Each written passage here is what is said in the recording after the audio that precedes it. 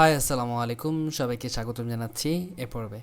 তো এবার আমরা শিখব যে আমরা ফাইবারে কাজ করার জন্য কিন্তু আমাকে প্রথমেই আমাদের ক্যাটাগরি সিলেক্ট করতে হবে। আমাকে একটা ক্যাটাগরি ধরে কাজ করতে হবে। আমি যদি এলোমেলোভাবে কাজ করি তাহলে কিন্তু আমার প্রোফাইল র্যাঙ্ক করানো খুবই কষ্টসাধ্য হয়ে যাবে, ঠিক আছে? সো আমাকে এমন একটা ক্যাটাগরি নিয়ে কাজ করতে হবে যে ক্যাটাগরি নিয়ে কাজ করলে আমার প্রোফাইলটা যেন খুব তাড়াতাড়ি র্যাঙ্ক করে, ঠিক আছে? সো সেই বিষয়ে ক্লিয়ার ধারণা দেওয়ার জন্য আজকে ভিডিওটি করা। তো আমি জাস্ট গ্রাফিক ডিজাইনারদের জন্য বা গ্রাফিক ডিজাইনার দিয়ে উদাহরণ দিব। আপনারা বাকি যারা যারা যে ক্যাটাগরি আছে তারা সেভাবে তাদের মতো করে বুঝে নেবেন।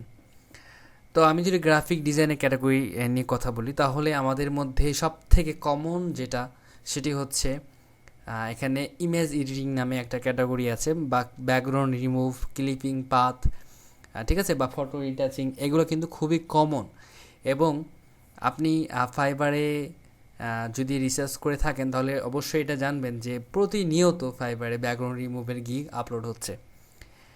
সো এইখানে যদি আপনার গিগ র্যাঙ্ক করাতে চান তাহলে কিন্তু সেটা মানে এক কথায় বলতে গেলে সেটা বলতে হয় যে এটা মানে কি বলে গবরে পদ্ম ফুল, ঠিক আছে?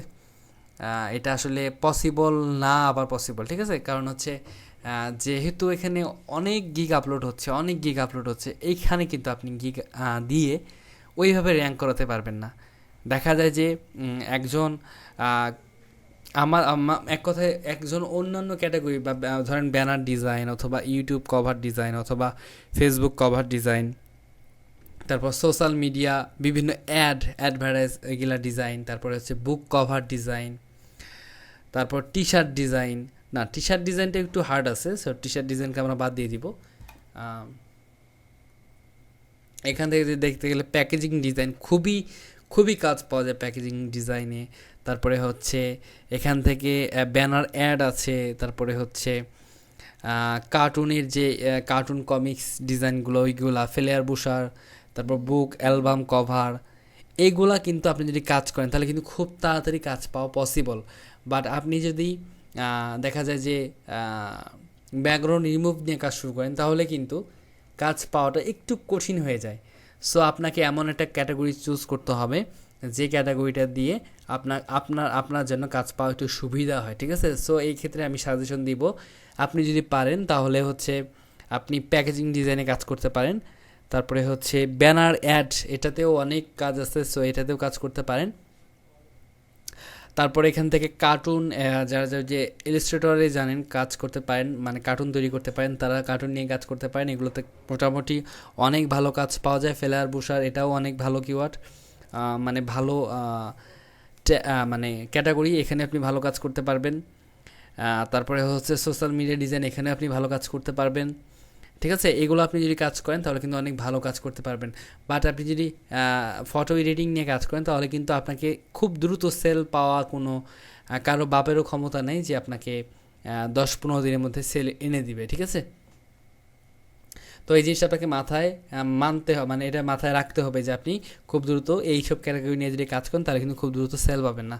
এই ক্ষেত্রে সেল পাবেন না বলতে এটা কিন্তু ভুল। তার মানে আমি এটা আপনাকে বোঝাচ্ছি না যে এখানে কাজ করলে বা এই ট্যাগ নিয়ে এই ক্যাটাগরি নিয়ে কাজ করলে আপনি কখনোই কাজ পাবেন, এটা কিন্তু না। হয়তো বা আপনার কাজ পেতে একটু টাইম লাগবে। আর যখন আপনি এইগুলো ক্যাটাগরিতে কাজ পাওয়া শুরু করবেন তখন দেখবেন শুধু কাজ আর কাজ, ঠিক আছে?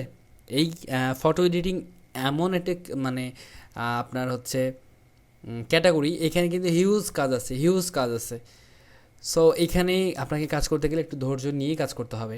তো আমি আপনাদেরকে প্রথমে যেটা সাজেশন করব সেটা হচ্ছে আপনি প্রথমেই ফ্রিল্যান্সিং শুরু করেই আপনাকে এতটুকু কঠিন পথ বেছে নেওয়া লাগবে না।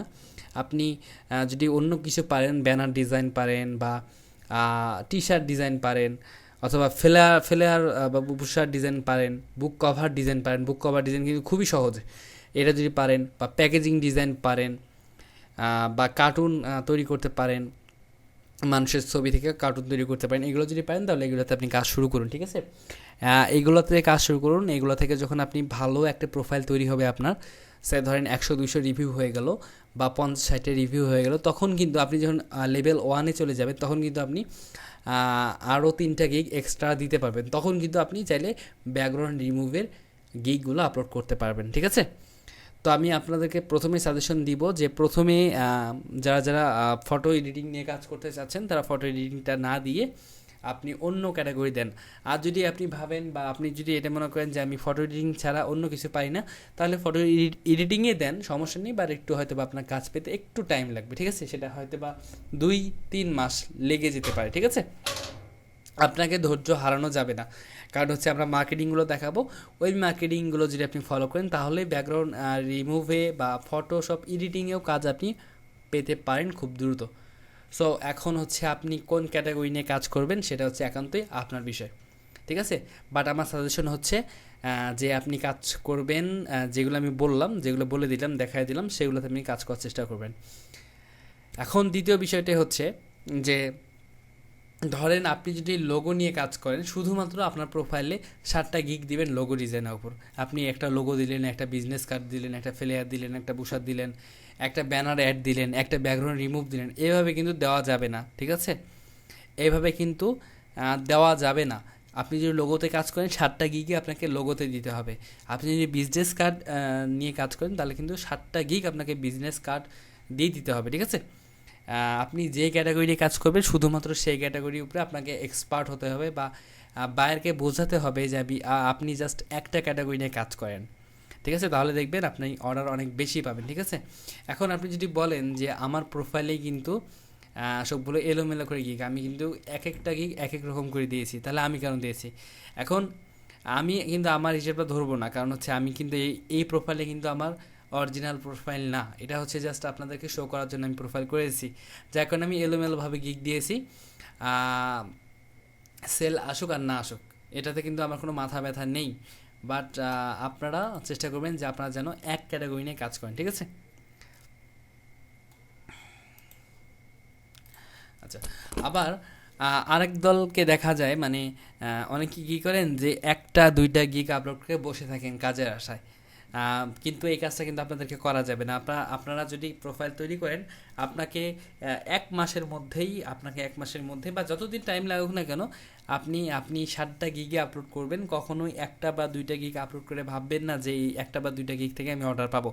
এখন অনেক মানে প্রোফাইল আছে যাদের দেখা যায় যে একটা গিগ দিয়ে তাদের 10-12 হাজার অর্ডার ওই প্রোফাইলে চলে আসছে, বাট তাদের হিসাব করে কিন্তু লাভ নেই। দেখা গেলো যে সেও হয়তো বা প্রথমের দিকে আপনার গিগ দিয়েছিল 7টা, তার মধ্যে একটা র্যাঙ্ক করেছে, যেটা র্যাঙ্ক করেছে সেটা রেখে বাকি সবগুলো ডিলিট করে দিয়েছে, এটাও কিন্তু হতে পারে।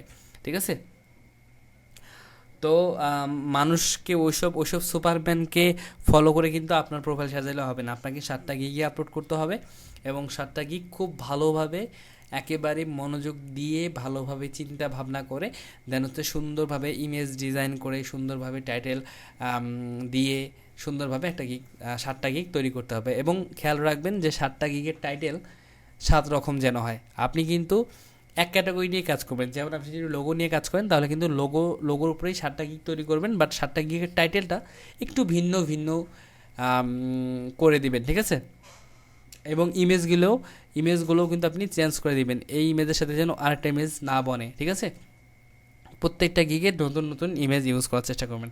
তো এইভাবে যদি কাজ করেন তাহলে আশা করা যায় যে আপনি খুব দ্রুত ভালো একটা পর্যায়ে আপনার প্রোফাইলকে নিয়ে যেতে পারবেন। তো এই ভিডিওটা এই পর্যন্ত শেষ করছি, ধন্যবাদ সবাইকে।